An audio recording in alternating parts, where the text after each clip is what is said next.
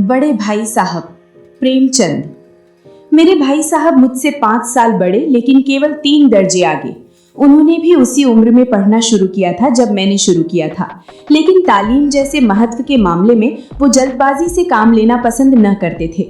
इस भवन की बुनियाद खूब मजबूत डालना चाहते थे, जिस पर आलीशान महल बन सके। 1 साल का काम 2 साल में करते थे, कभी कभी 3 साल भी लग जाते थे। बुनियाद ही पुख्ता न हो तो मकान कैसे पायदार बने। मैं छोटा था, वो बड़े थे। मेरी उम्र 9 साल की थी, वो 14 साल के थे। उन्हें मेरी तंबीह और निगरानी का पूरा और जन्मसिद्ध अधिकार था, और मेरी शालीनता इसी में थी कि उनके हुक्म को कानून समझूं। वो स्वभाव से बड़े अध्ययनशील थे, हरदम किताब खोले बैठे रहते, और शायद दिमाग को आराम देने के लिए कभी कॉपी पर, कभी किताब के हाशियों पर चिड़ियों, कुत्तों, बिल्लियों की तस्वीरें बनाया करते थे। कभी कभी एक ही नाम या शब्द या वाक्य 10-20 बार लिख डालते। कभी एक शेर को बार बार सुंदर अक्षरों में नकल करते।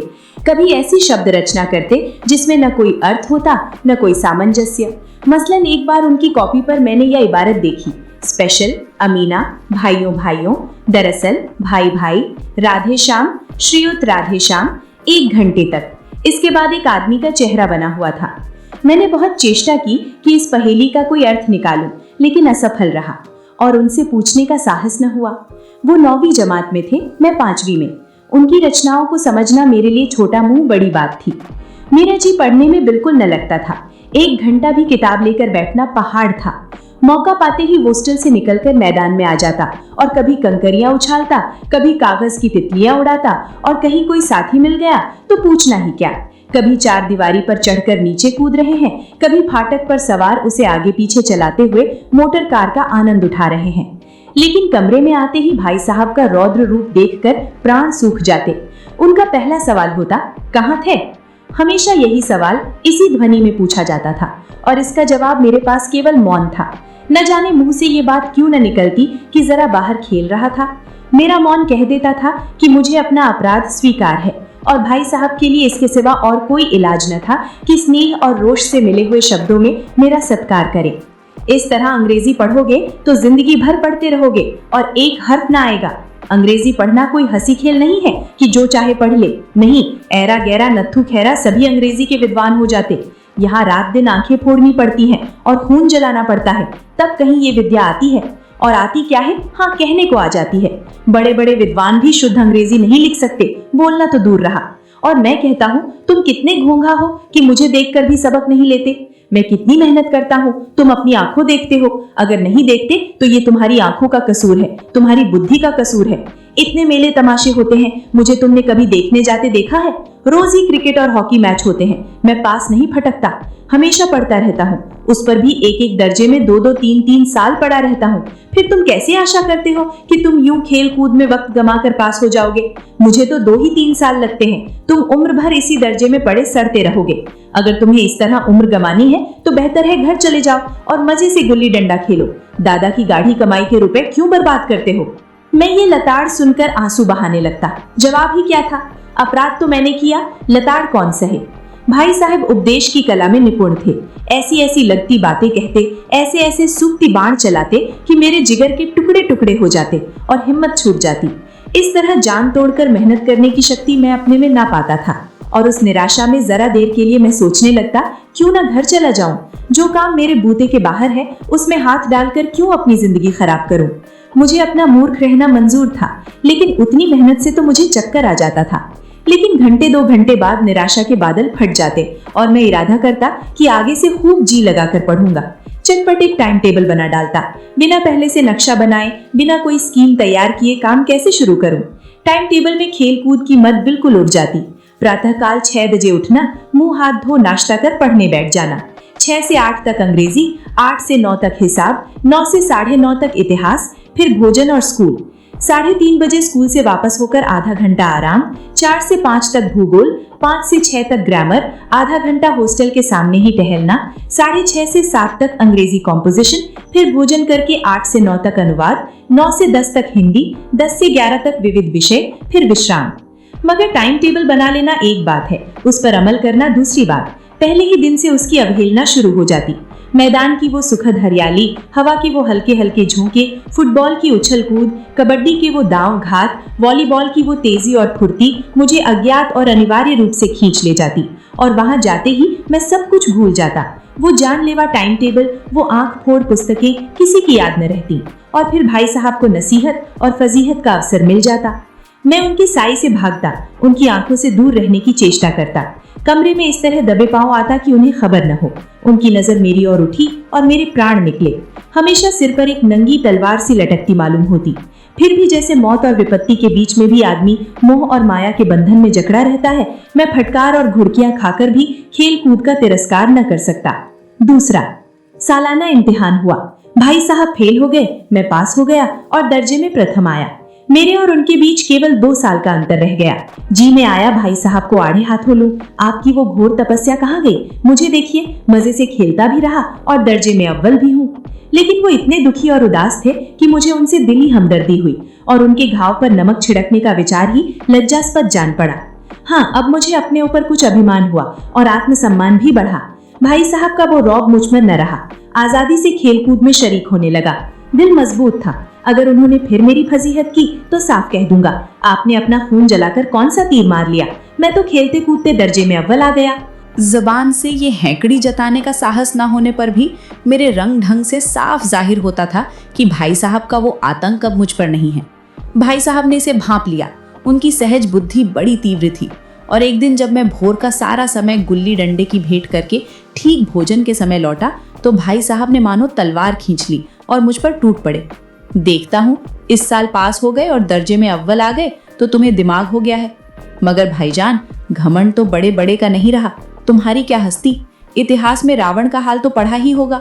उसके चरित्र से तुमने कौन सा उपदेश लिया या यूं ही पढ़ गए? महज इम्तिहान पास कर लेना कोई चीज नहीं, असल चीज है बुद्धि का विकास। जो कुछ पढ़ो उसका अभिप्राय समझो। रावण भूमंडल का स्वामी था। ऐसे राजाओं को चक्रवर्ती कहते हैं। आजकल अंग्रेजों के राज्य का विस्तार बहुत बढ़ा हुआ है, पर इन्हें चक्रवर्ती नहीं कह सकते। संसार में अनेकों राष्ट्र अंग्रेजों का आधिपत्य स्वीकार नहीं करते, बिल्कुल स्वाधीन है। रावण चक्रवर्ती राजा था। संसार के सभी महीप उसे कर देते थे। बड़े बड़े देवता उसकी गुलामी करते थे। आग और पानी के देवता भी उसके दास थे। मगर उसका अंत क्या हुआ? घमंड ने उसका नाम निशान तक मिटा दिया। कोई उसे एक चिल्लू पानी देने वाला भी न बचा। आदमी और जो कुकर्म चाहे करे, पर अभिमान न करे, इतराए नहीं। अभिमान किया और दीन दुनिया से गया। शैतान का हाल भी पढ़ा ही होगा। उसे ये अभिमान हुआ था कि ईश्वर का उससे बढ़कर सच्चा भक्त कोई है ही नहीं। अंत में ये हुआ कि स्वर्ग से नरक में ढकेल दिया गया। शाह रूम ने भी एक बार अहंकार किया था, भीख मांग मांग कर मर गया। तुमने तो अभी केवल 1 दर्जा पास किया है और अभी से तुम्हारा सिर फिर गया। तब तो तुम आगे पढ़ चुके। ये समझ लो कि तुम अपनी मेहनत से नहीं पास हुए। अंधे के हाथ बटेर लग गई। मगर बटेर केवल एक बार हाथ लग सकती है, बार बार नहीं। कभी कभी गुल्ली डंडे में भी अंधा चोट निशाना पड़ जाता है। उससे कोई सफल खिलाड़ी नहीं हो जाता। सफल खिलाड़ी वो है जिसका कोई निशान खाली न जाए। मेरे फेल होने पर मत जाओ। मेरे दर्जे में आओगे तो दांतों पसीना आ जाएगा जब अलजेब्रा और ज्योमेट्री के लोहे के चने चबाने पड़ेंगे और इंग्लिस्तान का इतिहास पढ़ना पड़ेगा। बादशाहों के नाम याद रखना आसान नहीं।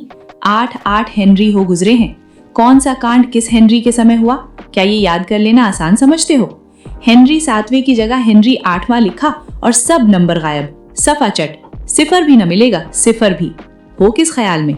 दर्जनों तो जेम्स हुए हैं, दर्जनों विलियम, कौड़ियों चार्ल्स। दिमाग चक्कर खाने लगता है, आंधी रोग हो जाता है। इन अभागों को नाम भी न जुड़ते थे। एक ही नाम के पीछे दोयम, सोयम, चहारुम, पंजुम लगाते चले गए। मुझसे पूछते तो 10 लाख नाम बता देता। और ज्योमेट्री तो बस खुदा की पनाह। अ ब ज की जगह अ ज ब लिख दिया और सारे नंबर कट गए। कोई इन निर्दयी मुमतहिनों से नहीं पूछता कि आखिर अ ब ज और अ ज ब में क्या फर्क है और व्यर्थ की बात के लिए क्यों छात्रों का खून करते हो? दाल भात रोटी खाई या भात दाल रोटी खाई, इसमें क्या रखा है? मगर इन परीक्षकों को क्या परवाह। वो तो वही देखते हैं जो पुस्तक में लिखा है। चाहते हैं कि लड़के अक्षर अक्षर रट डालें और इसी रटंत का नाम शिक्षा रख छोड़ा है। और आखिर इन बेसिर पैर की बातों के पढ़ने से क्या फायदा? इस रेखा पर वो लंब गिरा दो तो आधार लंब से दुगना होगा। पूछिए इससे प्रयोजन? दुगना नहीं, चौगुना हो जाए या आधा ही रहे मेरी बला से। लेकिन परीक्षा में पास होना है तो ये सब खुराफात याद करनी पड़ेगी। कह दिया समय की पाबंदी पर एक निबंध लिखो जो 4 पन्नों से कम न हो। अब आप कॉपी सामने खोले, कलम हाथ में लिए, उसके नाम को रोइए। कौन नहीं जानता कि समय की पाबंदी बहुत अच्छी बात है। इससे आदमी के जीवन में संयम आ जाता है, दूसरों का उस पर स्नेह होने लगता है और उसके कारोबार में उन्नति होती है। लेकिन इस जरा सी बात पर 4 पन्ने कैसे लिखें? जो बात एक वाक्य में कही जा सके उसे 4 पन्ने में लिखने की जरूरत? मैं तो इसे हिमाकत कहता हूँ। ये तो समय की किफायत नहीं बल्कि उसका दुरुपयोग है कि व्यर्थ में किसी बात को ठूंस दिया। हम चाहते हैं आदमी को जो कुछ कहना हो चटपट कह दे और अपनी राह ले, मगर नहीं, आपको 4 पन्ने रंगने पड़ेंगे, चाहे जैसे लिखिए, और पन्ने भी पूरे फुल स्केप आकार के। ये छात्रों पर अत्याचार नहीं तो और क्या? अनर्थ तो ये है कि कहा जाता है संक्षेप में लिखो। समय की पाबंदी पर संक्षेप में एक निबंध लिखो जो 4 पन्नों से कम ना हो। ठीक, संक्षेप में 4 पन्ने हुए? नहीं, शायद 100-200 पन्ने लिखवाते। तेज भी दौड़िए और धीरे धीरे भी। है उल्टी बात, है या नहीं? बालक भी इतनी सी बात समझ सकता है, लेकिन इन अध्यापकों को इतनी तमीज भी नहीं। उस पर दावा है कि हम अध्यापक हैं। मेरे दर्जे में आओगे लाला तो ये सारे पापड़ बेलने पड़ेंगे और तब आटे दाल का भाव मालूम होगा। इस दर्जे में अव्वल आ गए हो तो जमीन पर पांव नहीं रखते। इसलिए मेरा कहना मानिए, लाख फेल हो गया हूँ लेकिन तुमसे बड़ा हूँ। संसार का मुझे तुमसे कहीं ज्यादा अनुभव है। जो कुछ कहता हूँ उसे गिरह बांधिए, नहीं पछताइएगा। स्कूल का समय निकट था, नहीं ईश्वर जाने ये उपदेश माला कब समाप्त होती। भोजन आज मुझे निस्वाद सा लग रहा था। जब पास होने पर ये तिरस्कार हो रहा है तो फेल हो जाने पर तो शायद प्राण ही ले लिए जाएं। भाई साहब ने अपने दर्जे की पढ़ाई का जो भयंकर चित्र खींचा था उसने मुझे भयभीत कर दिया। स्कूल छोड़कर घर नहीं भागा, यही ताज्जुब है। लेकिन इतने तिरस्कार पर भी पुस्तकों में मेरी अरुचि ज्यों की त्यों बनी रही। खेल कूद का कोई अवसर हाथ से न जाने देता। पढ़ता भी मगर बहुत कम, बस इतना कि रोज का टास्क पूरा हो जाए और दर्जे में जलील न होना पड़े। अपने ऊपर जो विश्वास पैदा हुआ था वो फिर लुप्त हो गया और फिर चोरों का सा जीवन कटने लगा। 3, फिर सालाना इम्तिहान हुआ और कुछ ऐसा संयोग हुआ कि मैं फिर पास हुआ और भाई साहब फिर फेल हो गए। मैंने बहुत मेहनत न की पर न जाने कैसे दर्जे में अव्वल आ गया। मुझे खुद अचरज हुआ। भाई साहब ने प्राणांतक परिश्रम किया था। कोर्स का एक एक शब्द चाट गए थे। 10 बजे रात तक इधर, 4 बजे भोर से उधर, 6 से 9:30 तक स्कूल जाने के पहले। मुद्रा कांतिहीन हो गई थी मगर बेचारे फेल हो गए। मुझे उन पर दया आती थी। नतीजा सुनाया गया तो वो रो पड़े और मैं भी रोने लगा। अपने पास होने वाली खुशी आधी हो गई। मैं भी फेल हो गया होता तो भाई साहब को इतना दुख न होता, लेकिन विधि की बात कौन टाले। अब भाई साहब के बीच में अब केवल एक दर्जे का अंतर और रह गया। मेरे मन में एक कुटिल भावना उदय हुई कि कहीं भाई साहब 1 साल और फेल हो जाएं तो मैं उनके बराबर हो जाऊं, फिर वो किस आधार पर मेरी फजीहत कर सकेंगे। लेकिन मैंने इस कमीने विचार को दिल से बलपूर्वक निकाल डाला। आखिर वो मुझे मेरे हित के विचार से ही तो डांटते हैं। मुझे उस वक्त अप्रिय लगता है अवश्य, मगर ये शायद उनके उपदेशों का ही असर हो कि मैं दनादन पास होता जाता हूँ और इतने अच्छे नंबरों से। अब भाई साहब बहुत कुछ नरम पड़ गए थे। कई बार मुझे डांटने का अवसर पाकर भी उन्होंने धीरज से काम लिया। शायद अब वो खुद समझने लगे थे कि मुझे डांटने का अधिकार उन्हें नहीं रहा, या रहा भी बहुत कम। मेरी स्वच्छंदता भी बढ़ी। मैं उनकी सहिष्णुता का अनुचित लाभ उठाने लगा। मुझे कुछ ऐसी धारणा हुई कि मैं तो पास ही हो जाऊंगा, पढ़ूं या ना पढ़ूं। मेरी तकदीर बलवान है, इसलिए भाई साहब के डर से जो थोड़ा बहुत पढ़ लिया करता था वो भी बंद हुआ। मुझे कनकौवे उड़ाने का नया शौक पैदा हो गया था और अब सारा समय पतंगबाजी की ही भेंट होता था। फिर भी मैं भाई साहब का अदब करता था और उनकी नजर बचाकर कनकौवे उड़ाता था। मांझा देना, कन्ने बांधना, पतंग टूर्नामेंट की तैयारियां आदि समस्याएं अब गुप्त रूप से हल की जाती थीं।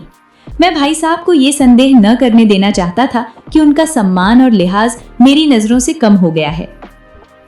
एक दिन संध्या समय हॉस्टल से दूर में एक कनकौवा लूटने बेतहाशा दौड़ा जा रहा था। आंखें आसमान की ओर थीं और मन उस आकाशगामी पथिक की ओर जो मंद गति से झूमता पतन की ओर चला जा रहा था। मानो कोई आत्मा स्वर्ग से निकलकर विरक्त मन से नए संस्कार ग्रहण करने जा रही हो। बालकों की एक पूरी सेना लग्गे और झाड़दार बांस लिए उनका स्वागत करने को दौड़ी आ रही थी। किसी को अपने आगे पीछे की खबर न थी। सभी मानो उस पतंग के साथ ही आकाश में उड़ रहे थे, जहां सब कुछ समतल है। न मोटर कारें हैं, न ट्राम, न गाड़ियां। सहसा भाई साहब से मेरी मुठभेड़ हो गई, जो शायद बाजार से लौट रहे थे। उन्होंने वही मेरा हाथ पकड़ लिया और उग्र भाव से बोले, इन बाजारी लौंडों के साथ धेले के कनकौवे के लिए दौड़ते तुम्हें शर्म नहीं आती? तुम्हें इसका भी कुछ लिहाज नहीं कि अब नीची जमात में नहीं हो बल्कि 8वीं जमात में आ गए हो और मुझसे केवल 1 दर्जा नीचे हो। आखिर आदमी को कुछ तो अपनी पोजीशन का ख्याल करना चाहिए। एक जमाना था कि लोग 8वां दर्जा पास करके नायब तहसीलदार हो जाते थे। मैं कितने ही मिडलचियों को जानता हूँ जो आज अव्वल दर्जे के डिप्टी मजिस्ट्रेट या सुपरिंटेंडेंट है। कितने ही 8वीं जमात वाले हमारे लीडर और समाचार पत्रों के संपादक हैं। बड़े बड़े विद्वान उनकी मातहती में काम करते हैं और तुम उसी 8वें दर्जे में आकर बाजारी लौंडों के साथ कनकौवे के लिए दौड़ रहे हो। मुझे तुम्हारी इस कम अक्ली पर दुख होता है। तुम ज़हीन हो, इसमें शक नहीं, लेकिन वो ज़हन किस काम का जो हमारे आत्मगौरव की हत्या कर डाले। तुम अपने दिल में समझते होगे मैं भाई साहब से महज 1 दर्जा नीचे हूँ और अब उन्हें मुझको कुछ कहने का हक नहीं है, लेकिन ये तुम्हारी गलती है। मैं तुमसे 5 साल बड़ा हूँ और चाहे आज तुम मेरी ही जमात में आ जाओ और परीक्षकों का यही हाल है तो निस्संदेह अगले साल तुम मेरे समकक्ष हो जाओगे और शायद 1 साल बाद तुम मुझसे आगे निकल जाओ। लेकिन मुझ में और तुम में जो 5 साल का अंतर है उसे तुम क्या खुदा भी नहीं मिटा सकता। मैं तुमसे 5 साल बड़ा हूँ और हमेशा रहूंगा।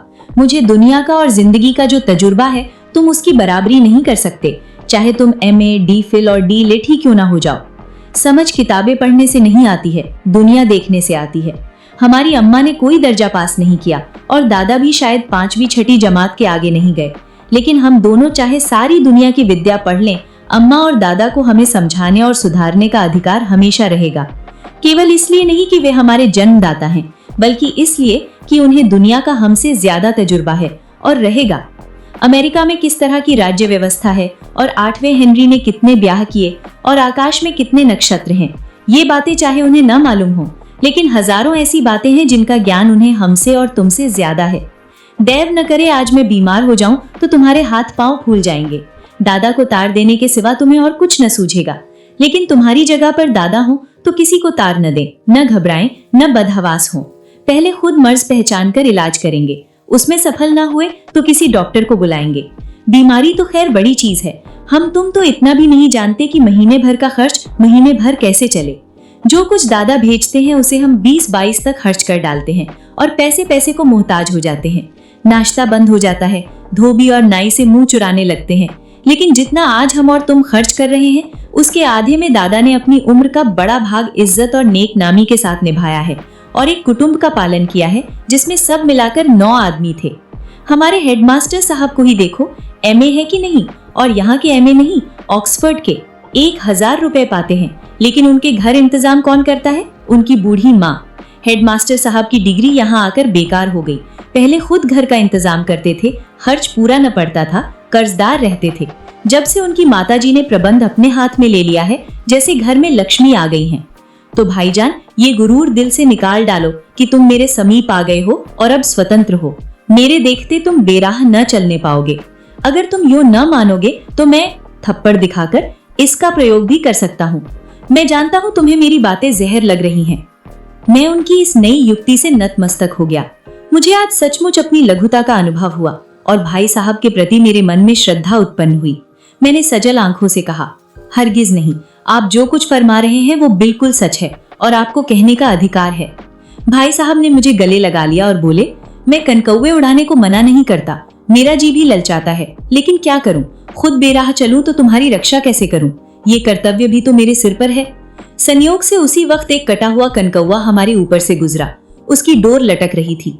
लड़कों का एक गोल पीछे पीछे दौड़ा चला आ रहा था।